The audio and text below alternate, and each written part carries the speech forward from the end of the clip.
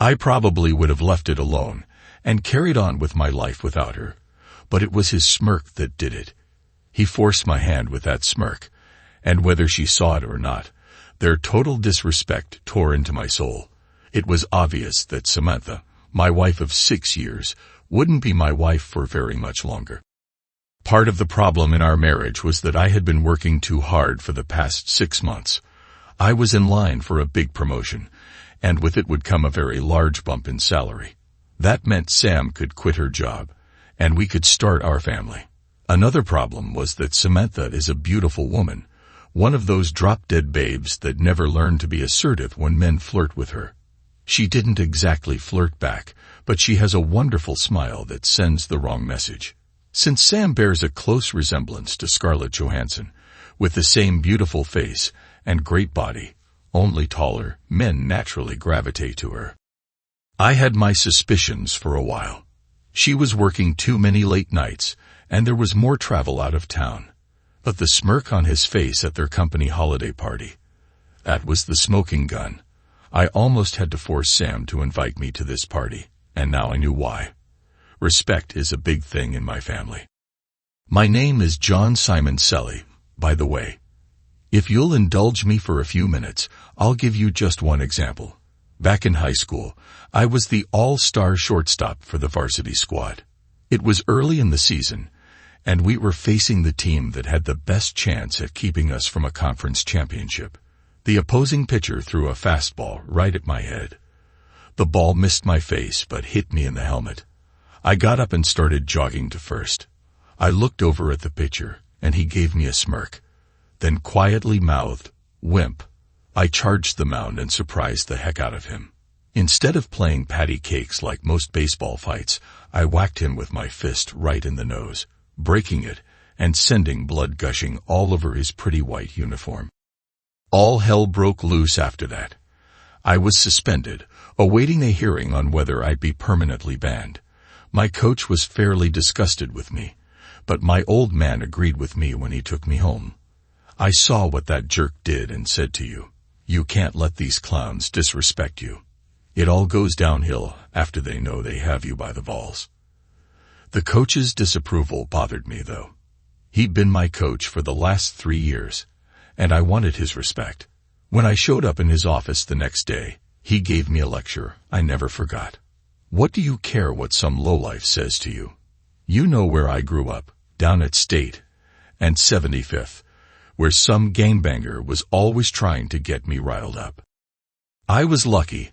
Neither my mother nor father would tolerate any fighting. That kept me on the straight path to college and out of the slum. Now I live where I want, doing a job I love, and those stupid gangbangers are either dead, in jail, or living in a room with a needle in their arm. So here's the thing, if you get to play for me again, there will be no more fighting, no matter what the circumstance." I ended up serving a 3-game suspension. Somebody was looking out for me because, at the hearing, Ron Mueller, the opposing catcher, showed up. It seems he was disgusted with the way in which his coach was trying to win. Their coach had ordered the pitcher to throw that fastball with the intent of getting me banned permanently. Ron didn't want to win the title that way and saved my skin. Ron ended up being the catcher on my college team, and eventually the best man at my wedding to Sam. Back to the present. I could have handled it if Samantha had shown some respect and just said, "It's over and I'm leaving." I've been dumped before, granted not since college, and not by a woman who stood before 100 of our friends and family, vowing to love me forever. But I could have handled it, believe me, since Sam chose her path, obviously fooling around with her coworker Ted Harris, and coming home to give me seconds. I found myself like one of those cartoon characters, my coach on one shoulder whispering in my left ear, "Take the high road," and walk away.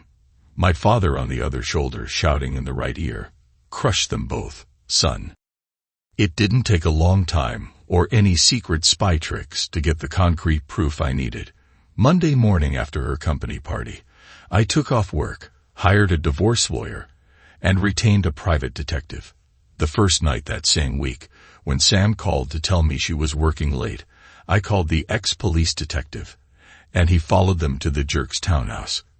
No photos of them actually fooling around, but I'm certain they didn't spend 2 hours in his townhouse analyzing spreadsheets. Everything was ready for Sam's next visit to his place. Friday night she called to let me know she and a couple of the women from the office were having drinks and dinner. Don't wait up, John. It's been a while since I had a girls' night out. An hour after her call, I drove over to the address the detective had given me, and there was Sam's car parked in the drive. I knocked on the door and was surprised when he answered the door standing in his bathrobe with that same smirk. Don't get any ideas, John. I'm a black belt in karate. I'm not here to start anything, Ted. She's yours now, and the last thing I need is a lying, cheating woman for a wife. Tell Sam to come to the door so I can deliver these papers. I showed him the manila envelope. Sam, come downstairs. No need to hide. Sam came down the stairs wearing a robe that matched the jerk's. I almost smiled. Sam, here are the divorce papers. Get yourself a lawyer and have him or her contact mine to work out the settlement. Do not come home tonight or any time before tomorrow evening. By then, I'll have my stuff out of our apartment, and you can come back. Sam took the envelope as if it were radioactive. John, my folks and my brother's family were supposed to come for brunch tomorrow. What am I supposed to tell them if I'm not there? Not a problem, Sam. Just before I came over here, I emailed your brother and gave him this address. I told him you and Ted would be hosting your family here instead of at our apartment. I'm assuming he'll get the message in time. If not, I'll let them know about the change in venue when they arrive tomorrow. Bye. I looked at Sam. She was starting to break down and cry, but then I saw it on her left hand and almost lost my cool. Sam, you didn't even have the decency to take off my grandmother's wedding ring when you fooled around with this bastard. Give it to me now. The ring you gave me is in the envelope with the divorce papers. Sam broke down completely, but did get the ring off her finger. I left without saying another word. I wasn't completely surprised when the doorbell rang Saturday morning at 11 a.m. Maybe her brother didn't get my email in time after all. This will be awkward, I thought when I looked out the window to see Sam's family on the porch. I didn't have a clue how awkward until I opened the door. John, we're sorry. I got your email, and I talked to Sam. Can we come in and talk? For the next hour, her brother, mother, and father did their best to convince me I should let Sam back home and drop the divorce. It seems Sam went to her brother's house after I left her and Ted, confessed everything, and asked for their help. Sam knew I loved her mom and dad, especially since my folks moved to the Sunshine State after my dad's retirement. The three of them talked about counseling, forgiveness, pity, etc. I spent the next full hour trying to convince them it wasn't going to happen. No one was happy, and there were no smiles when they left. It took every bit of my willpower to not hug my mother-in-law when she walked out onto the front porch. She was crying, and I wanted to tell her it was okay. But it wasn't, and I didn't give her that hug. We did the usual dance for the next few months until the divorce was final. She wanted to talk. I didn't. Her attorney asked for counseling. Mine said it would be a waste of time and money. The marriage was irrevocably broken by my wife's infidelity. The week before the divorce, I was invited over to Ron's house for dinner. He knew more of the messy details of why Sam and I broke up than I did because his wife Gerald and Samantha still talked occasionally. I was sitting in his kitchen, watching his wife Jelly cook dinner. Jelly, that's what we all call her, was 7 months pregnant, and she just glowed. Ron saw me staring at her tummy and knew what I was thinking. John, let's go out on the porch and chat. I'll meet you out there. My beer's gone. I headed over to the fridge, and on the way out, put my arm around Jelly's waist. He adores you, Jelly. Don't ever cheat on him. Why would I do that, John? I love that man, and we're going to have a little boy soon. I'm not crazy. That's what I would have said about Samantha a year ago. Look at us now, 6 days from a divorce. Sam got stupid, John. I'm not near that dumb. Ron's not going to try to talk me out of this, is he? Go on out there and listen to what he has to say. I'll tell you what I tell Sam every time she calls. I'll support the two of you any way I can except to give either of you my opinion on what you two should do. I gave Jelly a kiss on the cheek and went outside. I handed Ron one of the beers and waited. John, Sam wants to meet with you and talk before the divorce is final. She called me and asked me to ask you. No surprise there. I've given it some thought because this isn't the first time she's asked. Why should I give her the satisfaction of her contrition? All I will do is ease her mind, and I'm not going to give her that. I wouldn't either, John. But let me ask you, do you have any unresolved questions that she can answer for you? If so, turn this around on her. Get the answers to your questions first, then do whatever. Walk out, stay and listen. Whatever. What he said made sense. So you didn't get me out here to give her another chance. No, John. I only want what's best for you. If that's going through with the divorce, then I'm with you on it. I met Sam the night before our court date at a little cafe. We asked for a quiet corner table. Thanks for meeting with me, John. Sam looked like she was about to burst out in tears. It took every bit of my willpower not to take her small hands in mine. I didn't give her the chance to start the discussion. Sam, I know you have things you need or want to say to me, but first I have a couple of questions. The waiter chose that moment to take our drink orders and start the spiel about the chef's specials. I interrupted him as politely as I could, ordered a bottle of wine and the chef's salad to split, and asked the waiter to please give us as much privacy as possible. He understood. Sam, my first question is, why? I thought we had something special. We did, John, but the reasons for my actions are all old cliches. We'd been together and exclusive for 7 years. I was seduced by a good-looking guy in the workplace who complimented me on anything and everything. You were spending more and more time thinking about or being at work. Not fair, Sam. You know I only put in the hours to get the promotion. You wanted to be a stay-at-home mom, and I was trying to make that possible. I know that, John. I knew it then too. But at the time, I was being the selfish idiot, wanting it all. Right now, I can't believe I screwed it up so bad. We were less than a year from having our babies. I even had names. Tears were falling from her eyes, and I still resisted holding her hands. Okay, I promised myself I wouldn't ask, but I have to know. Was he that much better in bed than me? Sam surprised me. She started to laugh through her tears. No. He couldn't hold a candle to your lovemaking. I never had to fake it with you. Sam hadn't seen the waiter coming up behind her when she said this, and when he dropped off the wine, he took a moment to look at my lap, and was smiling when he left. Sam turned beet red, and we laughed together for the first time in 6 months. We finished our salads and the wine.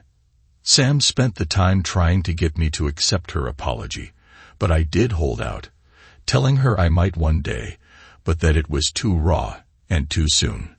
When we got up to leave, Sam dropped the last bomb on me. This is another reason for my actions. John, you can be like a statue sometimes. Our marriage will end tomorrow, and you're like a statue. No tears, no shouting. I cry myself to sleep every night. Did you really love me? Sam, I love you more than you'll ever know. But first, let's get a couple of things straight. A few times tonight you referred to your actions. Let's call it what it was. You cheated on me, Sam. You fooled around with another man when you were supposed to be faithful, forsaking all others. Second, whether I go home tonight and get drunk or cry is my business. Chances are, after our divorce tomorrow, you and Jerkface will be a couple. He's already shown what he thinks of me by fooling around with my wife, ending my marriage, and laughing at me the whole time. If I cry right now, or if I told you about my bad nights, you're bound to tell him one day. Then that arrogant prick will have one more laugh at my expense. Don't push it, Sam. You don't want to see the demon that lurks just below the surface. I didn't go to court the next day. My attorney handled it. It was a modern, no-fault divorce with an equitable division of property. That day, the marriage just ended. Months passed since the divorce. I used the time to plan. I did get that promotion at work and the great bump in pay, but didn't have anyone or anything to spend it on. I probably spent too much time on Reddit after Ron told me about it over drinks one night. Ron gave me the lowdown on the r/cheating_stories and said there were hundreds of stories in which the jilted husband got revenge on the ex and her lover. I read the stories, taking notes and ranking my favorite methods for revenge. Ideas that would land me in jail ranked pretty low.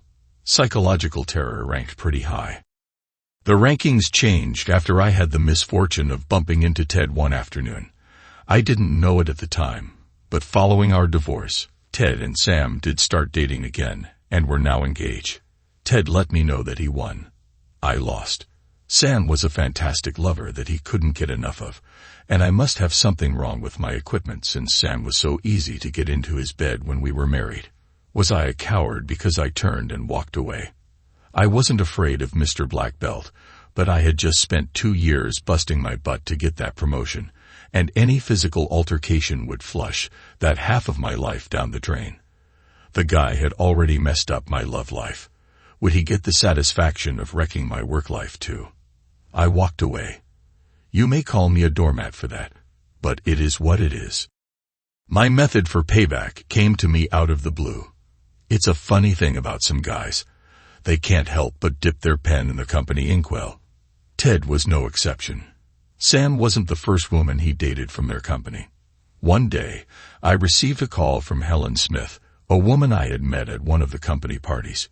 She wanted to meet me for dinner. Her treat. Ted and Helen were getting serious, she thought, when suddenly he treated her like a disease. Ted dumped Helen when he decided to pursue my wife. Things heated back up between Ted and Helen while Sam was fighting our divorce, but immediately turned frosty when the divorce went through and Ted and Sam became a couple again.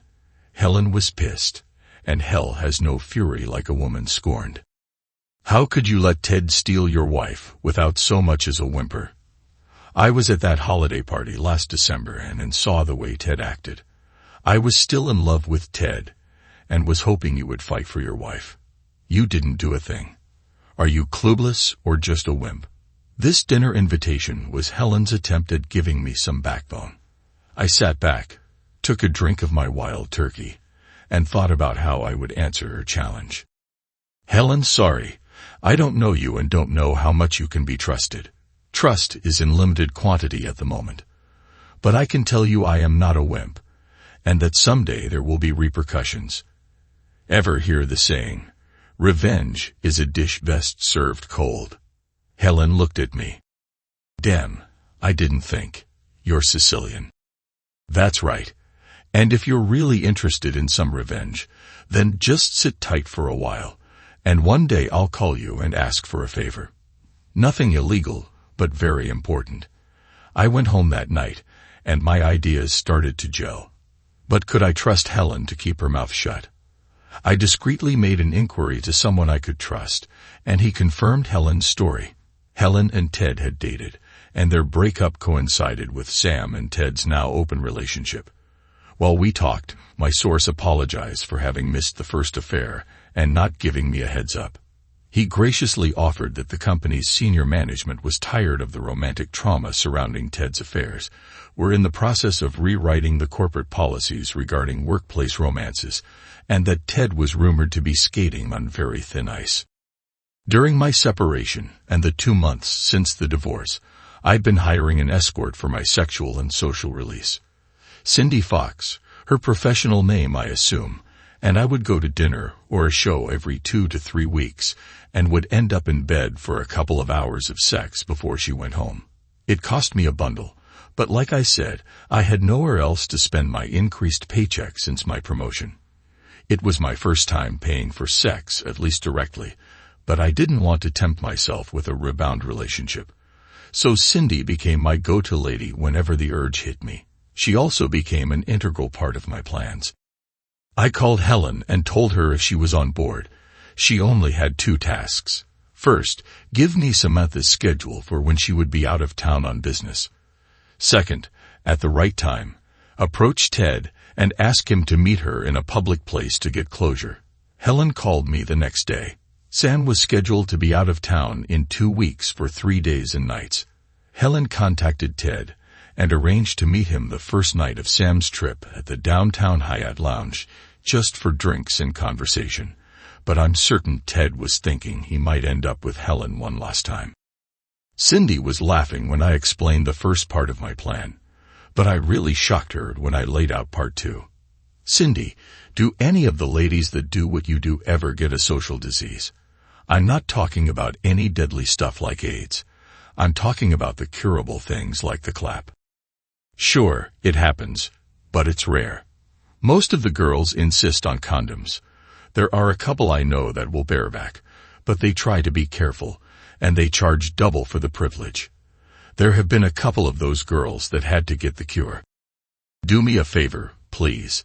Let me know when one of the girls has something to contribute. I'll pay her the bareback rate, and I'll pay you the same as a finder's fee. You're kidding, right? You want to give this guy something.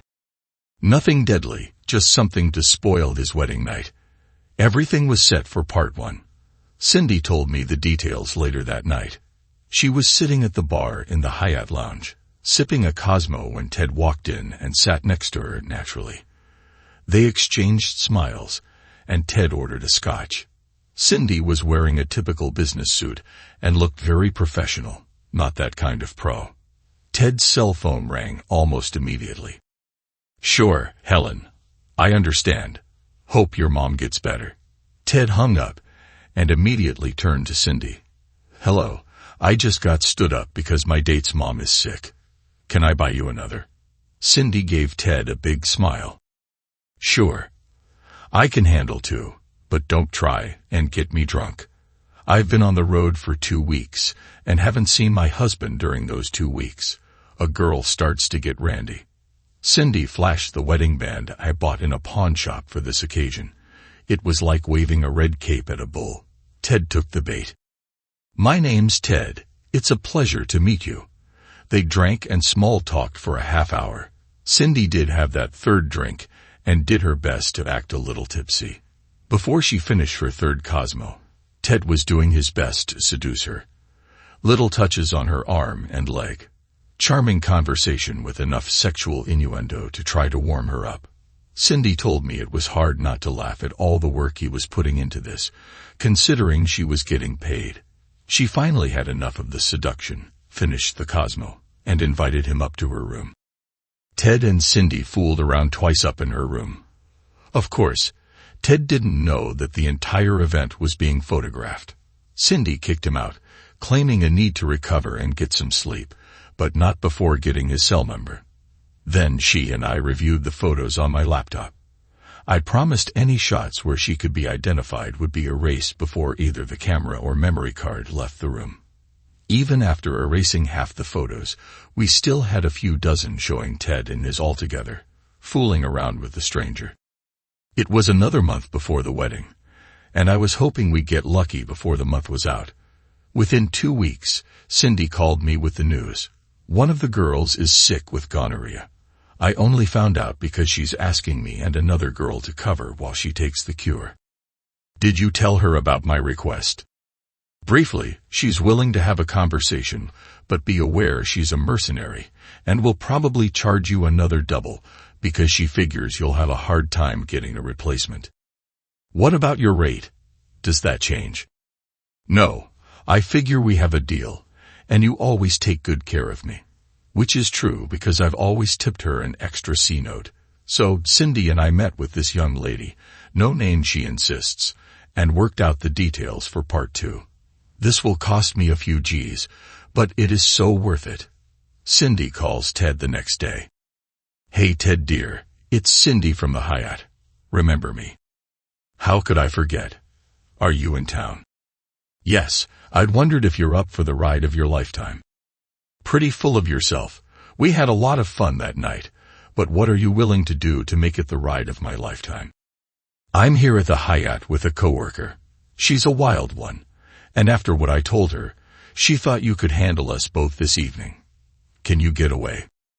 Of course, Ted's self-image made him believe that two women would want to fool around with him. "I just need to make a quick phone call, and I'll be in the lounge."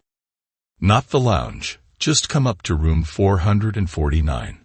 We'll be here. Bring some Stoli, chilled." When Ted arrived at room 449, our mystery girl was there, but no Cindy. "Where's Cindy?" Ted asked. "Got a call from home. Her son is sick, and she's back in her room walking her husband through the routine. She said it's his first time dealing with a sick kid, but you and I can get started." And they did. Cindy never showed up, but our mystery girl did her best to make Ted forget about the threesome. After he left at 10, she met us at a local coffee shop and collected the balance I owed her. I admit I felt kind of guilty doing this to a guy, but he's such an ass that by the time he left, I almost felt good about it. She picked up the envelope and walked out the door. Cindy looked at me and shrugged. "Told you she's a mercenary. You paid me for the night. Wanna go to your place and fool around?" I did, and we did. I waited until the week after the wedding and finished my project. Both Sam and her company received envelopes in the mail with phony return addresses. Both envelopes contained a brief letter and a set of photos. Sam's letter read, "Dear Mrs. Harris, sorry to be the bearer of bad news, but it seems your husband and my wife have been seeing each other when she was traveling to your town. The PI hired to get me the proof provided me with these photos. I only included those that show his face, so you would have no doubt it's him. I wasn't going to inform you except I just received word from my doctor that she's infected me with a social disease. You may want to get tested. Signed, the soon-to-be ex-husband of your husband's whore." The letter to the CEO read, "Dear Sir, just thought you should know what kind of man your company employs. According to my wife, he picked her up at a bar, got her drunk, and proceeded to give her a social disease. Don't know if this letter will get to you or whether you care, but I'd watch the scumbag.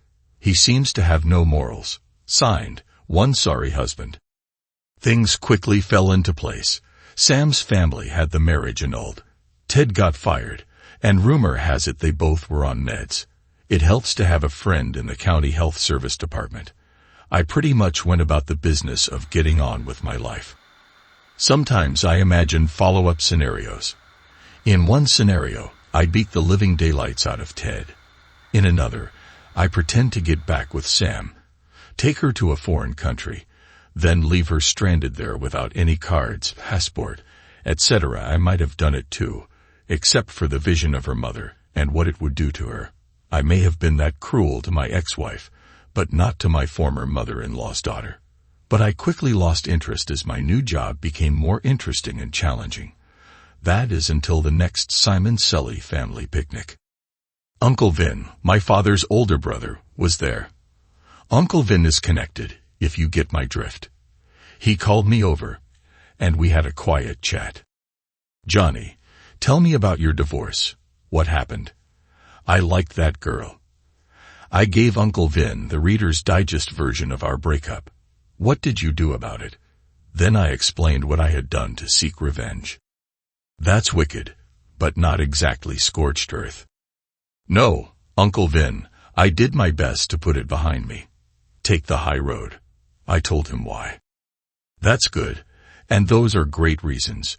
You know, that baseball coach really did you a good turn."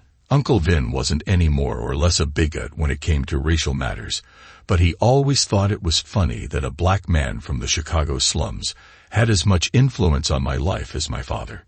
If you took after that hot-headed dad of yours, you wouldn't be the man you are today. Many times, I had to settle my baby brother down, or he would have wound up dead or in jail. You ever talk to Coach Price? Only a few times, and not since I was a junior in college. I kind of let it slip. You should look him up. He volunteers at the Boys and Girls Club down on West Palmer. Let him know what he's done for you. A man likes to hear that once in a while. But right now, walk over to your father, give him a hug, and tell him you love him. He needs to hear that too. Uncle Vin was a funny guy. I've heard that he's feared by many, but he always acted like a teddy bear around me. I did go to see Coach Price, and he convinced me to start volunteering at the club. I even started dating his niece, a beautiful woman. But that's another story. In other words, no drama, just love. One last thing. On my 30th birthday, I received a birthday card from Uncle Vin. It simply read, "Happy birthday, nephew. Nobody laughs at a Simon Selly." It seems a certain Ted Harris was found last night in the alley behind the bar he frequents. He was the victim of a mugging. Nothing life-threatening, but he did have a broken nose, a few broken fingers and ribs, and 2 very swollen testicles. I guess his black belt must have been left at home that night. Thanks to everyone who took the time to listen to today's stories. If you enjoyed it, please consider liking and subscribing if you haven't already. Feel free to share your thoughts on the events in the comments below. Take care.